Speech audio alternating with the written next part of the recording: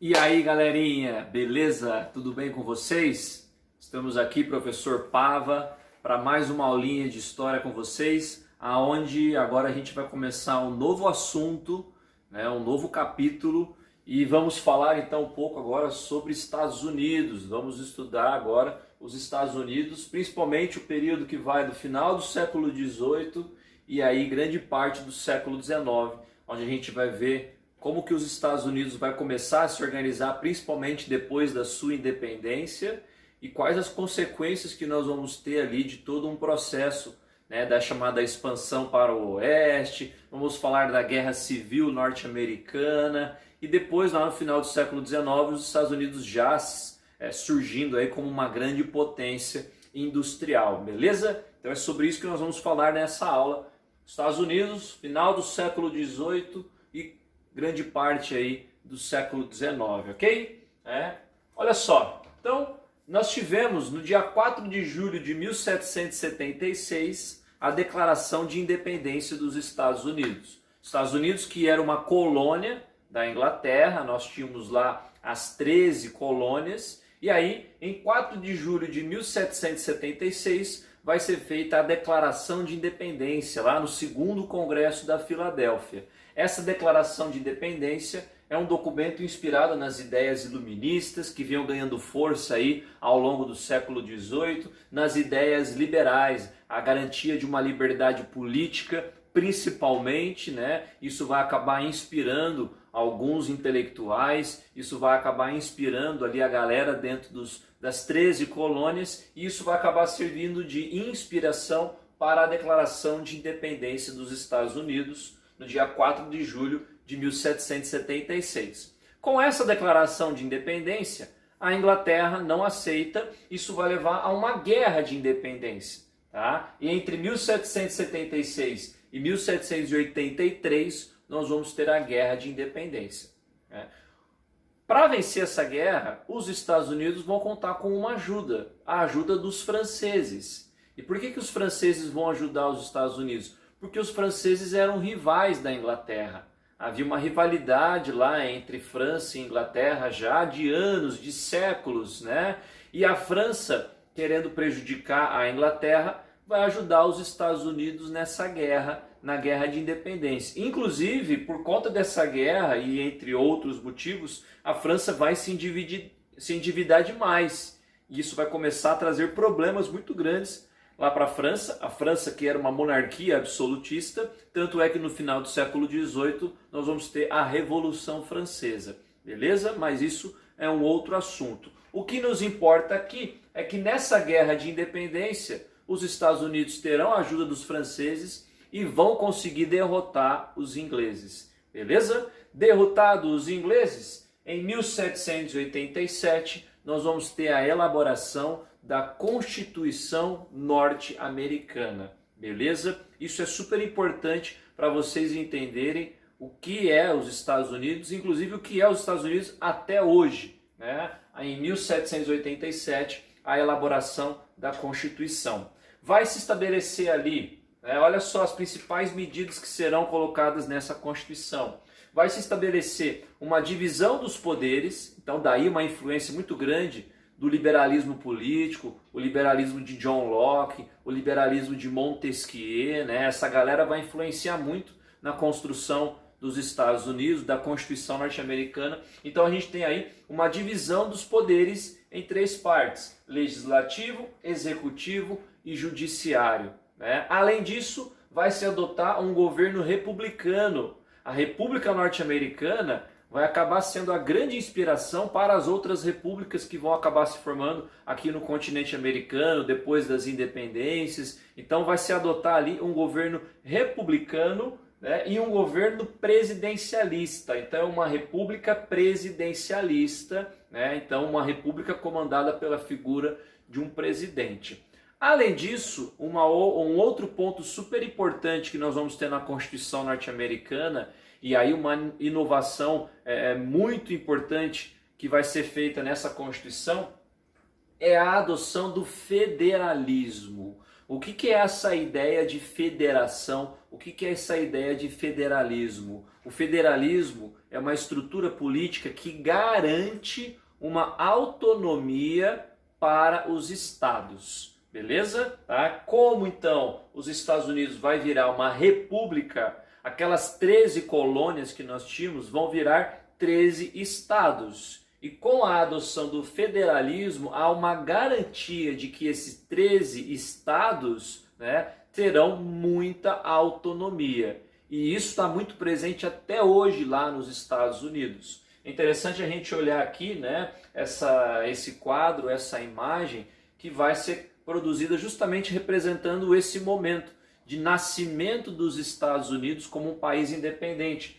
Por isso aqui a presença de crianças segurando a bandeira, né, que até então tinha 13 estrelas, porque são 13 estados, e depois com o passar dos anos isso vai aumentando. E o interessante também é que se a gente olhar aqui nesse quadro, a gente vai ver a presença apenas de pessoas brancas. Porque a Constituição norte-americana, a independência dos Estados Unidos, a Declaração de Independência, tudo isso foram movimentos feitos por homens brancos. Beleza? Nada de garantia para os negros, nada de garantia para as mulheres até então. Então são movimentos, são documentos feitos por homens brancos, por uma elite que nós tínhamos lá nas 13 colônias e que vai acabar estando por trás da formação da Declaração de Independência e da Constituição.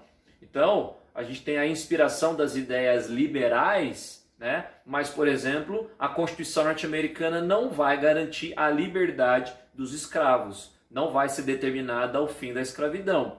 Então, é uma influência no liberalismo até certo ponto, ali, até certos interesses que nós tínhamos ali. Beleza? Então, é muito importante vocês entenderem na Constituição norte-americana a adoção do federalismo, que garantiu uma autonomia para os estados. Isso vai ser feito principalmente por conta das diferenças que nós tínhamos das antigas colônias do norte e colônias do sul. No norte, por exemplo, a gente não tinha mão de obra escrava. No norte a gente tinha aí uma produção mais manufatureira, né, uma atividade comercial mais intensa, enquanto que no sul nós tínhamos mão de obra escrava africana, nós tínhamos uma economia mais agroexportadora, então havia muita diferença entre norte e sul. Por isso, para garantir essas diferenças, para garantir essa autonomia desses novos estados, vai ser adotado o federalismo. Beleza? A gente vai ver que mais para frente essas diferenças entre norte e sul vão acabar levando a um conflito, vão acabar levando à guerra civil norte-americana, mas isso a gente vai falar numa próxima aula. Agora a gente vai estudar um movimento que vai começar a ganhar muita força logo depois, né, dos Estados Unidos se formando como nação, principalmente aí no começo do século XIX, que é a chamada Marcha para o Oeste, que em inglês, né, é a chamada Far West. Por isso até, então, os filmes que a gente chama aí de filmes de faroeste. Os filmes de faroeste são os filmes que justamente retratam esse período da história norte-americana, quando a gente tem aí um processo de expansão do território, quando a gente tem aí um processo de marcha para o oeste, né?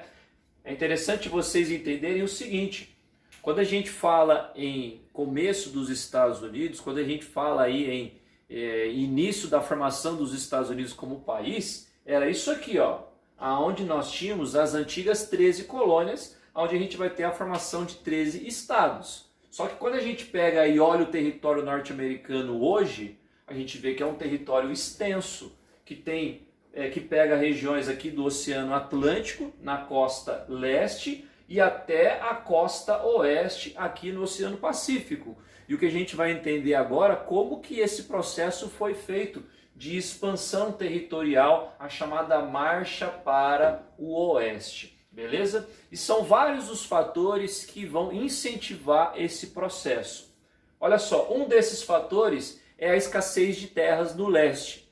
No leste, né, a quantidade de terras já não estava sendo suficiente para os proprietários de terra. Então isso vai acabar levando, né, a um incentivo de uma busca por novas terras. Aonde que eles vão buscar terras? No oeste. Outra coisa, corrida do ouro. Existia aí, né, grandes reservas de ouro, principalmente aqui na Califórnia, nessa região onde hoje é a Califórnia. Era uma região que até então era pertencente à Espanha, depois vai acabar sendo do México, né, depois da independência mexicana. E aqui tudo, nós tínhamos grandes reservas de ouro, e isso vai acabar incentivar essa expansão para o oeste, a busca pelo ouro, principalmente aqui na costa oeste, na região da atual Califórnia, beleza? Uma outra coisa que vai incentivar essa marcha para o oeste é uma doutrina que vai ser estabelecida lá nos Estados Unidos em 1823, que é a doutrina Monroe. Doutrina, gente, é um conjunto de ideias, né? Esse conjunto de ideias vai ficar conhecido como doutrina Monroe. E o que determina a doutrina Monroe? Essa doutrina Monroe, ela vai ser feita principalmente, né, por conta de uma preocupação muito grande ali dos Estados Unidos, de uma tentativa dos países europeus de virem e tentar recolonizar os territórios aqui na América. Porque a gente começa a ter ao longo do século XIX vários movimentos de independência aqui na América. Tá? E lá na Europa aconteceu em 1815 um congresso chamado Congresso de Viena, que nós já falamos sobre isso nas últimas aulas. E o Congresso de Viena era um congresso que incentivava o conservadorismo lá na Europa, que incentivava a restauração das monarquias absolutistas. E isso vai trazer uma preocupação nos Estados Unidos de que essa onda conservadora poderia levar a uma tentativa de recolonização dos territórios aqui na América. E aí os Estados Unidos, para tentar se proteger dessa onda conservadora, vai colocar em prática, em 1823, a doutrina Monroe.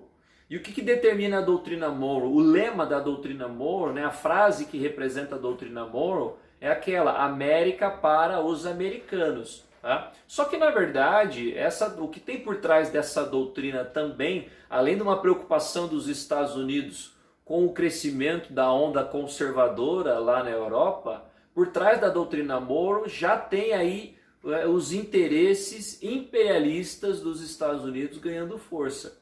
O momento que os Estados Unidos começa já a se posicionar como o principal país aqui no continente americano, querendo exercer uma influência sobre toda a América. Por isso, né, América para os americanos. Ó, sai fora europeus, agora quem está aqui comandando a América são os povos americanos. E quem vai liderar a América somos nós. Beleza? Então isso aqui também vai incentivar essa marcha para o oeste. Por quê? Grande parte desses territórios que nós tínhamos aqui eram territórios controlados pela França, né? Então aqui a Louisiana era controlado pela França, aqui a Flórida era controlada pela Espanha. Então a doutrina Monroe também incentiva esse processo de expansão aí, de marcha para o oeste.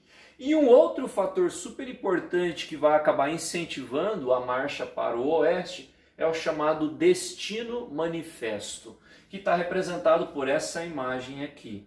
Essa moça aqui, nesse formato angelical e tudo mais, representa o Destino Manifesto. Isso vem, gente, lá da influência do puritanismo, né, dos puritanos na construção dos Estados Unidos. Os puritanos com aquela mentalidade de que eles eram um povo predestinado, né? Então isso vai acabar servindo de incentivo para a construção dessa ideia, o Destino Manifesto. Nós somos um povo predestinado, Deus, né, nos escolheu para a gente controlar todo esse território, dominar todo esse território, porque nós fomos escolhidos por Deus para habitar essa terra. Então essa terra, ela é nossa. Então é uma influência de um pensamento religioso que vai acabar incentivando esse processo de expansão territorial e que, na verdade, até hoje incentiva muito a política externa norte-americana, né? Os Estados Unidos sempre se posicionando como os defensores da democracia, né? Então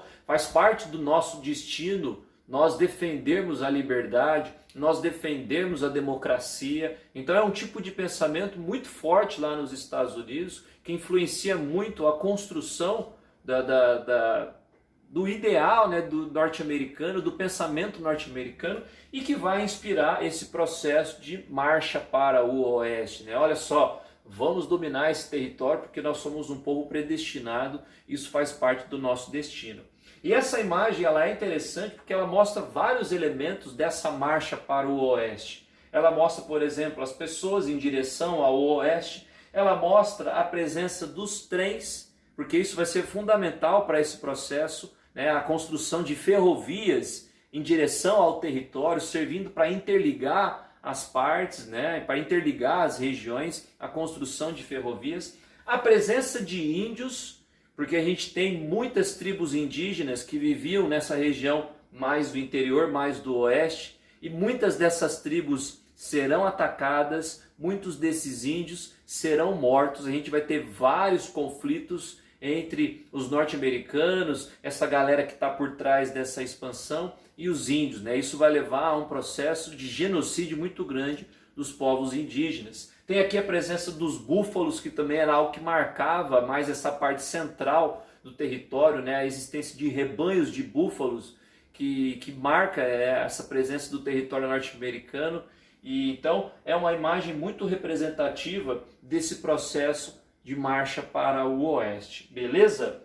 Qual que é a consequência disso tudo? Qual que é a consequência de toda essa marcha para o oeste? Nós vamos começar a ter ali o surgimento de novos estados, né? Novos estados começarão a ser formados e serão inseridos nos Estados Unidos da América. Muitos desses estados serão adquiridos aí pela conquista, alguns serão adquiridos pela compra, né? Então os Estados Unidos vai comprar territórios da França, os Estados Unidos vai comprar territórios da Espanha, né? Ali a Flórida vai ser comprado da Espanha, e também nós vamos ter aí alguns territórios sendo conquistados por guerras, como por exemplo guerra contra os mexicanos, né? Aqui, ó, esse território que vem até aqui, isso tudo era do México. Essa parte aqui vai ser cedida pelo México em 1848 e uma parte aqui vai ser conquistada por guerra. Os Estados Unidos vão se envolver em guerras contra os mexicanos. Beleza? Ao final do século XIX, a gente tem então a formação desse território norte-americano por conta desse processo da marcha para o oeste, do Far West. Beleza? E eu expliquei para vocês quais foram os fatores que levaram a esse processo. Ok? Numa próxima aula a gente vai estudar a Guerra Civil Norte-Americana, vamos ver como que vai acontecer e quais as consequências dessa guerra. Beleza, galerinha? Espero que tenham gostado. Nos vemos numa próxima aula. Grande beijo para vocês. Até mais.